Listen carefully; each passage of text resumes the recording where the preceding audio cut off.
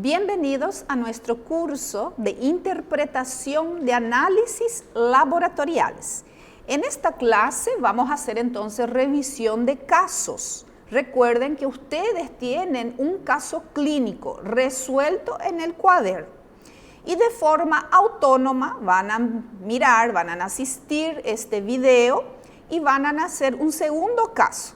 Esos dos casos van a entregar en el día del examen final, ¿sí? Porque ahí tenemos unos puntos que les puede ayudar entonces en la elaboración de sus exámenes. ¿Bien? Bueno, entonces, aquí tenemos un caso clínico nuevo de esta paciente de sexo femenino de 52 años. Este caso clínico, los datos de este caso clínico va a estar disponible en un archivo Word, acá debajo del video. Ustedes van a descargar y van a resolver el caso clínico en las 5 etapas que nosotros aprendimos en sala de aula. Este curso es para reforzar ese aprendizaje, reforzar esa interpretación de los análisis clínicos. Luego van a hacer lo mismo con el caso clínico que ustedes tienen en el cuaderno, que es el caso clínico que ustedes van a desarrollar en el día del examen. Entonces, yo voy a anexar esos archivos que ustedes van a elaborar de una forma autónoma y me van a traer el día de su examen final, sea primera oportunidad, segunda oportunidad o tercera oportunidad. ¿Está bien? Vamos a revisar entonces este caso clínico. ¿Qué nos dice? Paciente de sexo femenino de 52 años de edad que realiza una interconsulta. Refiere ser dislipidémica, más de 3 años.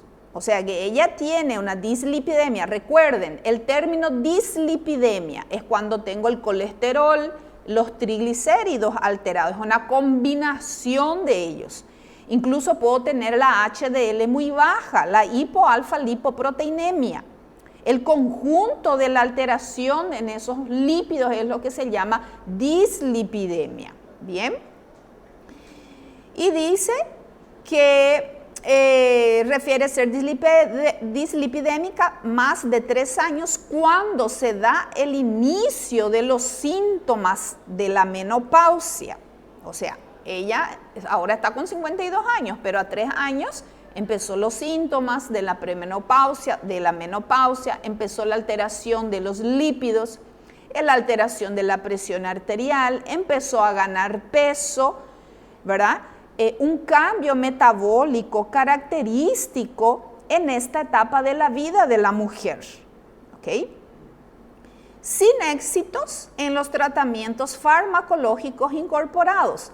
Manifiesta mareos, jaquecas constantes con alteración de la presión arterial, agotamiento físico y mental, ha subido mucho de peso en los últimos 2 años, ciclo menstrual regular, o sea que ella está menstruando todavía, ¿sí? Todos los meses menstrua, pero abundantes. Antecedentes familiares no relevantes y actualmente no hace uso de fármacos. Entonces, ese es nuestro caso clínico. Estos son los datos que nosotros tenemos, además del dato del peso, 88 kilos, la altura, 1,71 m y la presión arterial en el momento de esa consulta que fue de 138, 96 milímetros de mercurio. Esos son los datos que ustedes tienen también de su pacientito, de su caso clínico en su cuaderno. Entonces son los datos que yo tengo que manejar y conocerle a mi paciente como si fuera que mi paciente está ahí enfrente mío. ¿Sí? Le tengo que conocer. Aquí tenemos su laboratorio. Entonces tenemos aquí un peso, 88 kilos. Recuerden que ella dice que está aumentando mucho de peso estos últimos 2 años. No sabemos cuánto, pero con este peso nos damos cuenta que ella está con obesidad, que su IMC ya pasó de 30, ¿verdad? Acá tengo los datos del laboratorio de mi paciente, tengo su perfil lipídico. ¿Qué me dice su perfil lipídico? Colesterol total 261. Ya pasó del rango. Pero lo más importante que pasar de ese rango, ¿verdad? Y tener un valor menor a 300, porque cuando mis pacientes tienen un valor mayor a 300, yo ya desconfío de algo primario, ¿verdad? Yo ya desconfío de algo familiar. Mirar sobre todo la LDL. ¿Cuánto está mi LDL? Mirar sobre todo mi HDL, ese factor cardioprotector. Y al mirar su HDL, su factor cardioprotector, yo veo que ella no tiene el factor cardioprotector. ¿Por qué? Porque para una mujer esto debe ser superior a 65 y ella tiene 43. Entonces, sí, este colesterol de 261 se vuelve un riesgo cardiovascular. Porque si yo hago aquí la cuenta de mi colesterol no HDL, me doy cuenta que está bastante elevado. ¿Verdad? Y ese es un factor de riesgo cardiovascular importante. Entonces, colesterol total 261, HDL 43, LDL 185, donde el valor deseable es inferior a 100, donde un valor aceptable sería hasta 129, de 100 a 129, ¿verdad? Por la edad, por los factores de riesgo premenopáusico, menopáusico que ella ya tiene, la obesidad. Entonces yo tengo que trabajar en estos factores de riesgo, es importante porque acá yo tengo varios factores que estoy contando ya. La presión arterial, la obesidad, la dislipidemia, y van sumando. VLDL 33 ya pasó también del rango. El rango de la VLDL que nosotros dijimos era hasta 30. Hasta 30. Triglicéridos 164. Claro, su VLDL está por encima del valor deseable. Mi triglicéridos también. ¿Por qué? Porque triglicéridos dividido 5 es mi VLDL. Ven acá el método razón, es una división. Entonces, confirmo la dislipidemia de mi paciente. Me viene un mensaje del laboratorio, características del suero, lactescente. ¿Recuerdan lo que era lactescente? Un suero viscoso, un suero blanquecino, lipémico, ¿verdad? Y tenía que ser límpido, un amarillo, oro, límpido. Y no está así su suero. ¿Por qué? Porque los lípidos están alterados. Hay demasiado lípido por cada decilitro de sangre. Glicemia basal en ayunas, 104. 104 miligramos por cada decilitro de sangre. Ya salió también del valor de referencia, ¿verdad? Yo quiero inferior a 100, yo quiero 80, 85, quizás hasta 90. A partir de 90 ya me quedo con mis antenitas así. ¿Qué pasa? Puede estar teniendo ya una resistencia a la acción de la insulina. Reviso mis triglicéridos, está alterado. Hago triglicérido dividido HDL, salió por encima del valor deseable, resistencia a la acción de la insulina. Glicemia basal alterada, es una prediabetes. Así de sencillo es, no hay mucha vuelta que dar, ¿verdad? Entonces, veo, ¿verdad?, la dificultad en el metabolismo de esta paciente, o ya un metabolismo más lento. De repente la dieta no está equilibrada, hay una ingesta excesiva de carbohidratos, por eso esos triglicéridos elevados, por eso esa resistencia a la insulina, por esto esta glicemia alterada, todo va encajando. El hemograma de la paciente, acá tengo los datos del eritrograma, del leucograma y de las plaquetas. Bueno, entonces, ¿Qué me cuenta acá el eritrograma? Anemia. Tengo una anemia normocítica, pero que veo el VCM ya no está dentro de ese valor deseable. ¿Cuánto era el valor deseable de mi VCM? Por lo menos 86. 86 a 92 sería el tamaño normal deseable de una hematía y no 82, 81 y 80. Ellos ya están pequeñitos, ya están chiquitos. Entonces veo allí una anemia, hemoglobina baja, hematocrito bajo, glóbulos rojos bajos y un VCM que ya está bajando. Hasta aquí tengo una anemia normocítica. Pero mira un poco también mi HCM, mi CHCM, todo en el límite inferior, todo en el valor más bajo, a punto de ser una hipocromía también. ¿Qué datos relevantes me contó allá encima en los datos? Menstruaciones abundantes. ¿Qué quiere decir eso? Que la paciente pierde hierro. Que cuando comenzó todo este problema de la menopausia, ella empezó a perder abundante sangre y si no está reponiendo el hierro de una forma eficiente por estas pérdidas, claro que ella va a tener anemia y va a ser una anemia ferropénica por pérdida crónica de sangre. Y a eso estamos apuntando. Recuerden que las anemias ferropénicas tienen 3 etapas.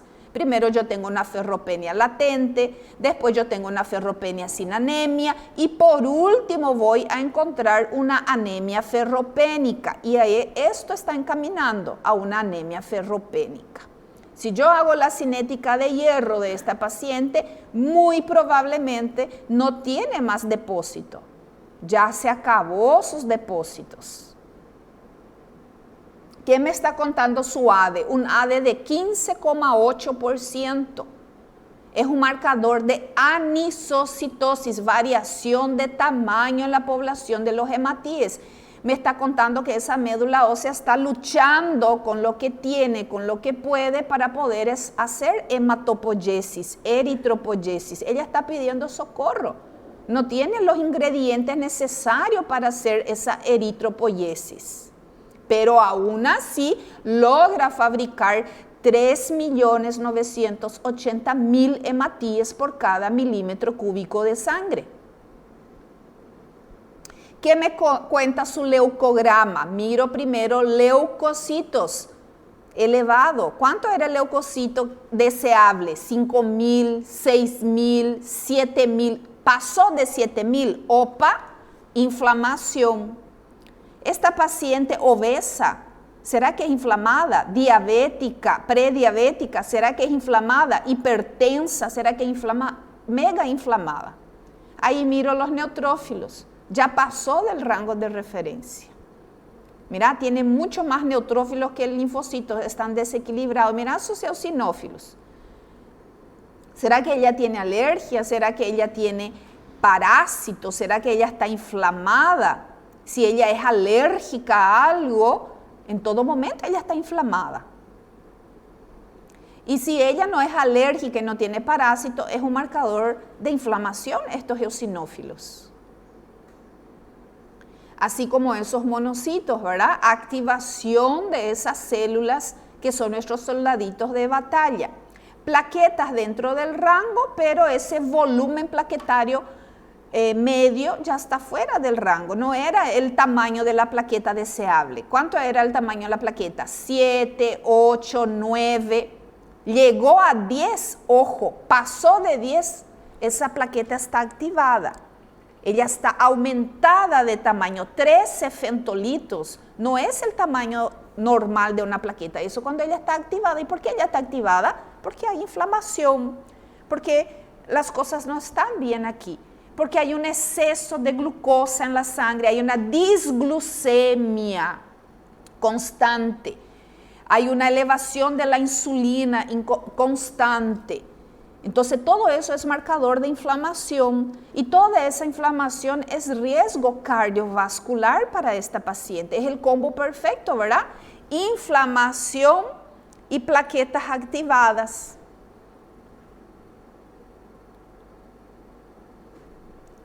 Entonces, estos son los datos de mi pacientito que yo tengo que manejar, sus datos personales, sus antecedentes personales, su diagnóstico anterior, su peso, su talla, su presión arterial, los fármacos que toma, sus análisis laboratoriales, su perfil lipídico, su glicemia y su hemograma. En el caso del examen, el eritrograma, quiero que ustedes me detallen, el eritrograma.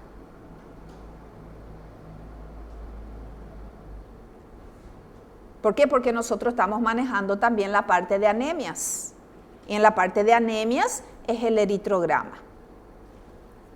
Entonces, va a haber allí un espacio en el examen donde va a haber ahí desarrollo del caso clínico, ¿verdad? De ustedes. Entonces ahí vamos a tener las 5 etapas. La primera etapa, ¿cuál era? Los datos del paciente. Donde vos me vas a colocar, me vas a contar quién es tu paciente. Paciente de sexo femenino, de 52 años de edad, con estos antecedentes personales, dislipidémica, con síntomas de la menopausia, ha ganado peso, sin antecedentes familiares de relevancia.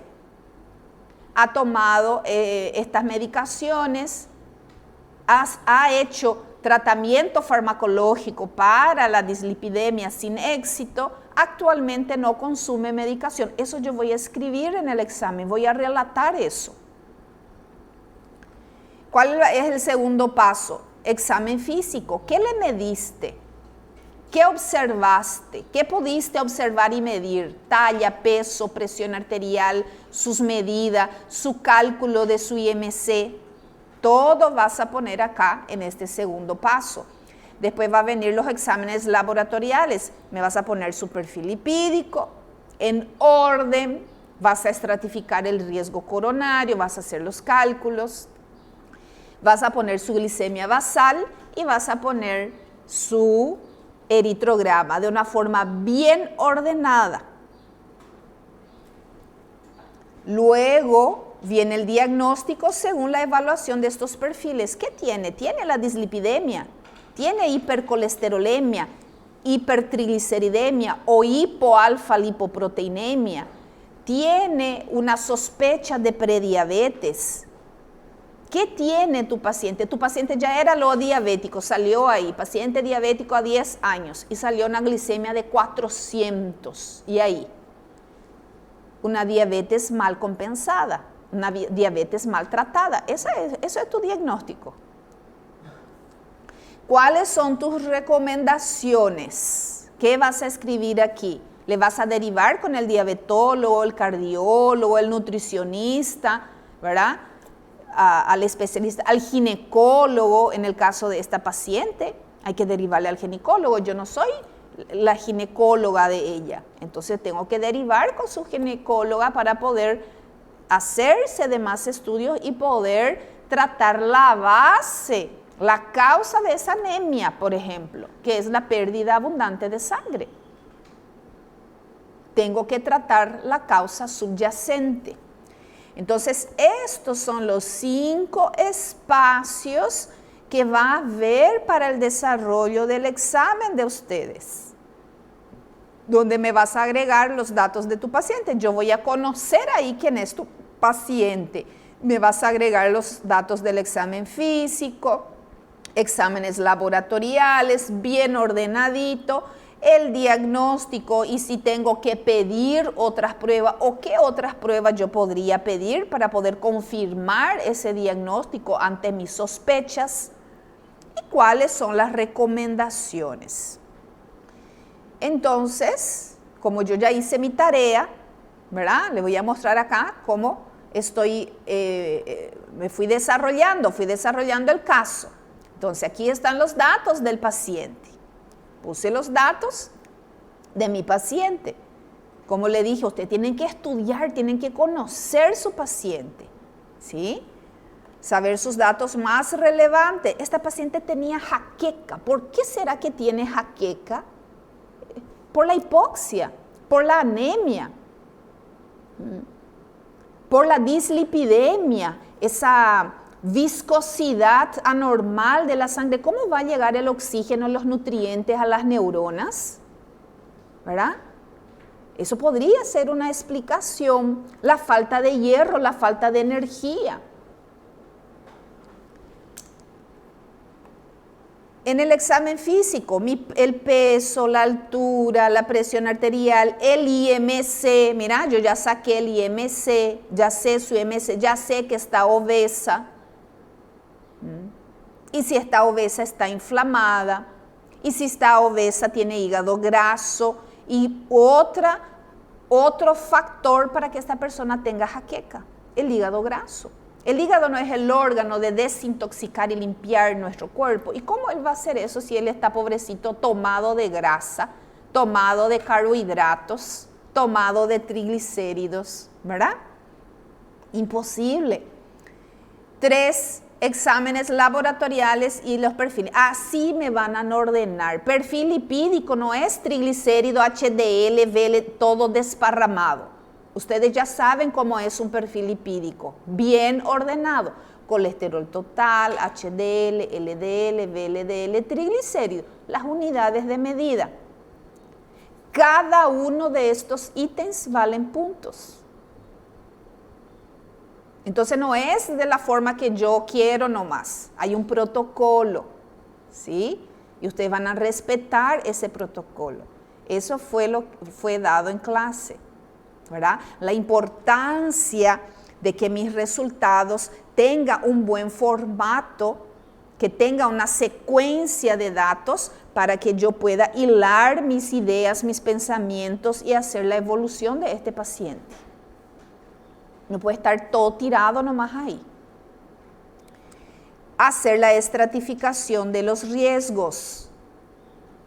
Primero, colesterol dividido HDL. No es colesterol no HDL primero. Primero es colesterol dividido HDL, que debe ser menor a 3,5. Mira cuánto tiene esta pacientita, 6,11.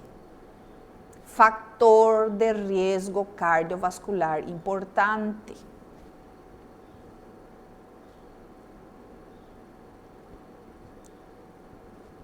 Triglicéridos dividido HDL es el segundo cálculo.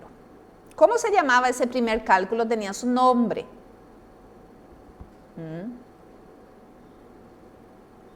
Esa estratificación de riesgo tenía un nombre, ¿verdad? El riesgo de Castelli. Triglicéridos dividido HDL menor a 2. Mayor o igual a 3,5, resistencia a la acción de la insulina. Mira cuánto ella tiene, 3,8. Una glicemia basal alterada.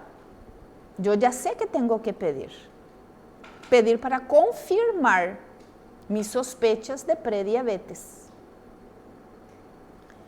Y el tercer cálculo es el colesterol no HDL.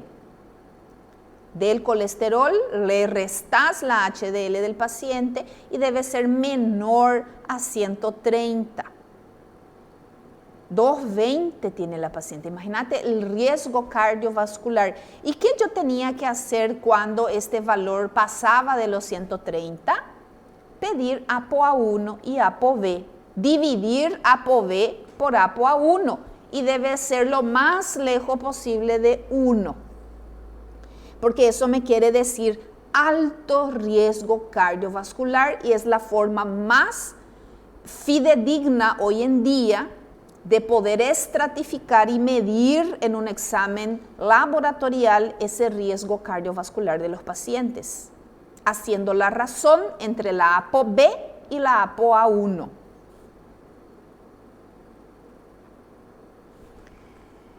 Ahí organizo el eritrograma, organizo la glicemia, entonces ahí me estás contando sobre los análisis laboratoriales de tu paciente. Bien organizado y todos con sus unidades de medida.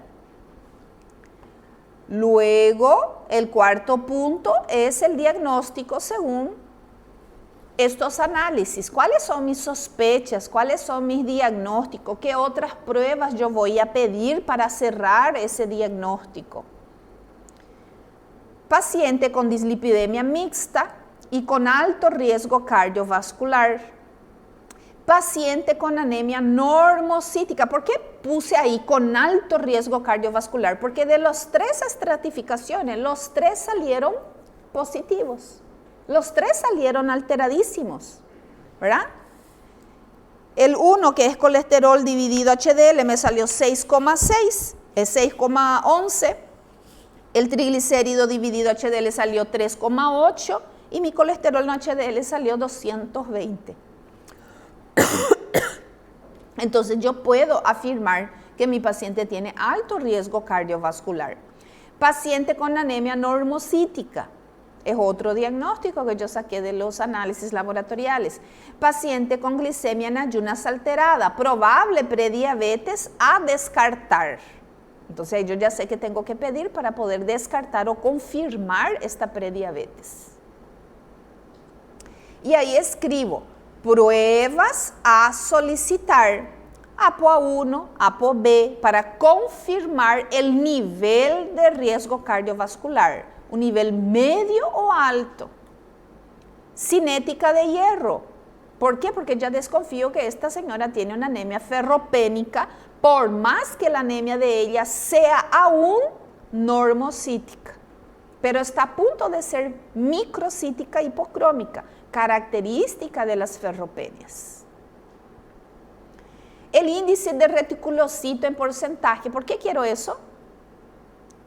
Porque es una característica de las anemias carenciales, de la anemia ferropénica, donde esa médula ósea no responde. Y es un marcador de gravedad también, porque esto puede llegar a una aplasia medular. La hemoglobina glicosilada, repetir la glicemia, también, ¿verdad? Necesito 2 pruebas o solicitar una prueba de tolerancia oral a la glucosa, una PTOG. Recuerden que tengo que tener 2 estudios laboratoriales alterados para poder confirmar el diagnóstico. Entonces hago una hemoglobina glicosilada, que es el gold standard, es el que me va a decir realmente si mi paciente es prediabético o diabético. Puedo repetir la glucosa, la glicemia, que es barato, o puedo solicitar una prueba de tolerancia oral a la glucosa, es un poco más engorrosa. El paciente necesita 2 horas permanecer en reposo en el laboratorio, es un poco más costoso, pero también es una prueba válida. Recuerden que esta prueba no vamos a pedir a los pacientes que acusan una glicemia en ayunas mayor o igual a 200. En ese caso, solo confirmar la diabetes con una hemoglobina glicosilada. Dosaje de insulina basal, ¿por qué? Porque tengo sospechas de resistencia a la insulina, muy probablemente que ya esté allá arriba su insulina, y si está abajo ya es un marcador de agotamiento pancreático. Se está agotando ya ese páncreas, ya está haciendo una exhaustión pancreática, y es ahí donde el paciente muchas veces deja de producir insulina y vos le tenés que dar insulina también al paciente con diabetes mellitus tipo 2, ¿verdad? De repente no es el caso de ella, vamos a encontrar una insulina alta por su resistencia a la acción de la insulina, pero eso puede evolucionar en ese ejemplo que acabo de dar. Y un perfil hepático, porque la resistencia a la acción de la insulina, uno de los problemas frecuentes es el hígado graso, esa hipertrigliceridemia, el hígado graso. Entonces también tenemos que mirar un poco el perfil hepático de ese paciente, sobre todo las transaminasas, ¿verdad? La gamma GT, ¿cómo será que está esa gamma GT? ¿Ya está acabada o está elevada, tratando de hacer ese trabajo de desintoxicación del hígado y del cuerpo? Por eso necesito este perfil hepático. Entonces esas son algunas de las pruebas que yo puedo solicitar, ¿verdad?, ante estos diagnósticos. Y aquí mis recomendaciones para finalizar. Derivar a la paciente a una interconsulta con el cardiólogo o el diabetólogo, que de repente le pueden ayudar de una forma eficiente a esta pacientita a revisar todos estos análisis, todo este chequeo, ¿verdad? Dependiendo de los resultados, dice. Identificar correctamente la causa de la anemia. Ahí ella dijo que tiene sangrado, pero ¿por qué tiene ese sangrado? Ella tiene endometriosis, tiene mioma. ¿Hace cuánto tiempo ya empezó mismo esos síntomas de la menopausia? Hace 3 años. Bueno, entonces hace 13 años que ella ya está dentro del climaterio. Y una de las primeras etapas de ese climaterio es la baja progesterona. Entonces puede, ¿verdad? Ahí cuando entra la menopausia, dar estos episodios como si fuesen unas hemorragias. Hay que cuidar eso, ¿sí? Sangrados abundantes, y eso se puede reponer. Hay progesterona para reponer, hay hormonas que de repente ella necesita. Entonces aquí también sería interesante derivarle a la paciente a un endocrinólogo, ¿verdad? Ahora tenemos ginecólogos especialistas en endocrinología femenina. Si yo realmente quiero resolver el problema de esa paciente, ese es el especialista. Entonces vamos a escribir aquí. Identificar correctamente la causa de la anemia con la ayuda de un ginecólogo endocrinólogo. ¿Por qué? Porque ella ya está en la menopausia, ella va a necesitar hacer reposición. No es porque la mujer entra en la menopausia y acabó su vida, acabó todo, ¿verdad? Ella tiene que reponer y tiene mucho más por delante.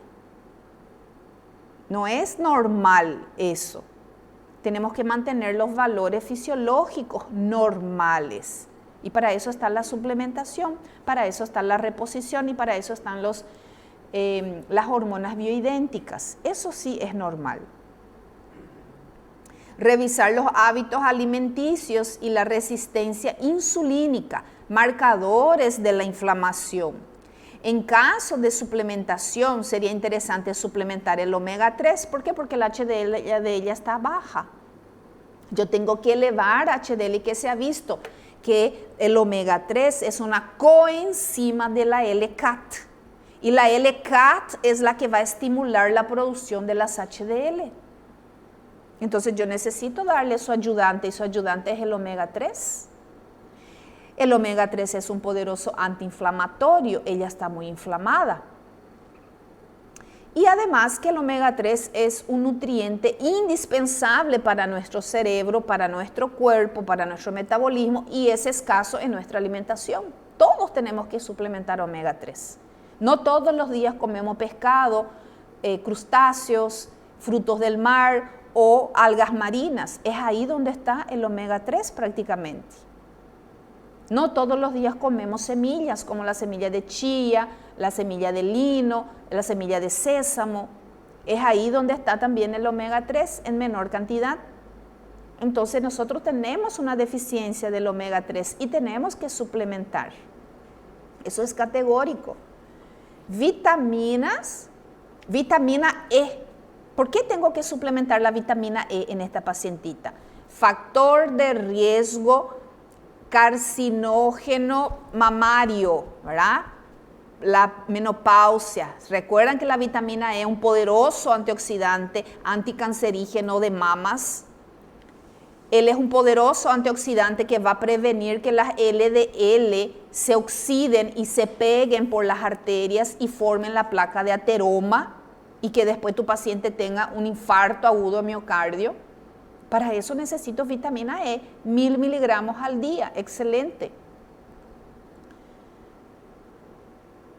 Entonces ahí vitamina E por los factores de riesgo cardiovasculares, incrementar hábitos saludables como la alimentación y la actividad física correcta. Entonces ahí tenemos los 3 pilares. ¿verdad? Tenemos la suplementación correcta, la alimentación y la actividad física. Si completamos eso con un buen descanso, no hay por qué ella no ser una persona saludable, pero una persona que está con esos síntomas de la menopausia prácticamente no duerme. ¿Por qué? Porque tiene esos fogachos. ¿Por qué? Porque cuando baja la progesterona a las 2 de la mañana, que debería ser su pico máximo de producción, la progesterona es a las 2 de la mañana, esta paciente se va a levantar, se va a despertar con los fogachos, con esos síntomas que ni ella, pobrecita, entiende. Eso porque tiene la progesterona baja. Y eso se puede suplementar. Se puede pasar con un tópico, se puede tomar una pastilla a las 21 horas. Listo. Todo tiene solución, ¿verdad? Cuando queremos hacer bien nuestro trabajo, todo tiene solución. Bueno, le quería mostrar nomás aquí, para finalizar, el resultado de la ApoA1 y ApoB de esta pacientita. Mira, el perfil lipídico de ella se hizo el día, vamos a ver acá el día, el 3 de mayo de 2022, ella se hizo este perfil lipídico, ¿sí? Entonces fue solicitado a ella la ApoA1, la ApoB para estratificar ese riesgo coronario, ¿verdad? Y yo le quería mostrar nomás a ustedes su resultado. Mira, ApoA1 131, ApoB 137. Si yo miro valor de referencia, si yo miro rango de referencia, está dentro del rango normal. Voy a decir, está todo certo, está todo ok. ¿Qué es lo que tengo que hacer? Dividir la ApoB por ApoA1. Y ahí al mirar ahí ya me doy cuenta que es mayor que 1. Elevado riesgo cardiovascular. Vamos a trabajar en eso. Vamos a disminuir esos riesgos. Porque dentro de 3 años, 5 años, esta señora puede tener un IAM, puede tener un ABC. ¿Verdad? Vamos a dar calidad de vida a esta señora. Muy bien, implementamos tratamientos. 15 de diciembre, entonces estábamos en mayo, ¿verdad? Mayo, junio, julio, agosto, septiembre, octubre, noviembre, diciembre, 7 meses después. Su HDL, que era 43, ahora es 70. ¿Cuánto es el valor deseable? 65 para arriba. Excelente. ¿Esta paciente tomó algún medicamento para bajar colesterol, bajar LDL, subir HDL? Ninguno. Omega 3. Colesterol total. El colesterol total de ella no era 263, 170. 170. ¿Sí? Valor bueno de colesterol. Entre 120 y 200. Ese es un valor bueno de colesterol. Yo no puedo pretender que mi paciente tenga 100 de colesterol, 70 de colesterol. Eso no es un colesterol bueno. El colesterol es necesario para las neuronas. Es necesario para la fabricación de las hormonas esteroidianas. Ese valor para los factores de riesgo de ella, para la edad de ella, excelente. LDL, la LDL de ella no era 185. Mira cuánto está su LDL, 72. VLDL 33, ahora 28. Triglicéridos, que era 164, ahora está 140. Ahí tiene una unidad de medida diferente, no es miligramo decilitro, es gramo por litro. Entonces es como si equivaliera a 140. Mira qué maravilla este perfil lipídico de esta señora, 7 meses después de implementar una actividad física, una buena alimentación, regular un poquito sus hormonas, sus nutrientes y darle el omega 3, la vitamina E. Acá también fue implementado la coenzima Q10, ¿sí? Que también tiene acción cardioprotectora. Y esos fueron los resultados de ella. 7 meses después de haber iniciado un tratamiento integrativo, ¿verdad? Yo no vi solo corazón, yo no vi solo hormona, yo no vi solo la pérdida de sangre, yo vi el ser humano como un todo, completo, de una forma integrativa para poder obtener estos resultados. También fueron chequeadas las hormonas tiroidianas de la señora, fueron chequeados la parte hormonal, ¿verdad? Entonces hay todo estudios específicos ahí en el área para poder abarcar esa forma integrativa del ser humano. ¿Okay? Y lo más importante es ser especialistas en la interpretación de resultados laboratoriales. Esto es una radiografía de tu paciente y vos tenés que saber qué hacer con esos resultados, cómo enfocar tu tratamiento, encontrar las causas, ¿verdad? El problema subyacente para poder ayudar de una forma eficaz al pacientito que llega hasta vos. ¿Estamos? Entonces, este es el caso clínico que ustedes van a transcribir de esa manera. Yo esta parte les dejo en blanco para que ustedes puedan ir completando, practicando ya para su examen y pueden usar el mismo esquema con el caso clínico que ustedes tienen en el cuaderno para practicar para el examen. Recuerden que esto es lo que vale 10 puntos. Ese caso clínico completo y cada ítem va puntuando, tiene sus puntos para poder sumar todos esos 10 puntos, ¿sí? No se olviden de traer entonces los 2 casos clínicos impresos, puede ser a mano, puede ser digitalizado. El día de su examen tienen que traer porque eso va a quedar como evidencia presillado por su examen. ¿Está bien? Les deseo suerte en sus actividades autónomas. Espero que haya servido, ¿verdad?, este curso de interpretación de análisis laboratoriales. Y cualquier cosa, cualquier duda, pueden escribir ahí. Esto es un video que se alza en el canal de YouTube. Entonces allí también pueden escribir, preguntar. ¿Sí? Siempre estoy revisando y les puedo contestar. No hay ningún problema con eso. Siempre estamos para ayudar. ¿Ok? Y nos vemos pronto. Chao chicos, adiós, chao chao.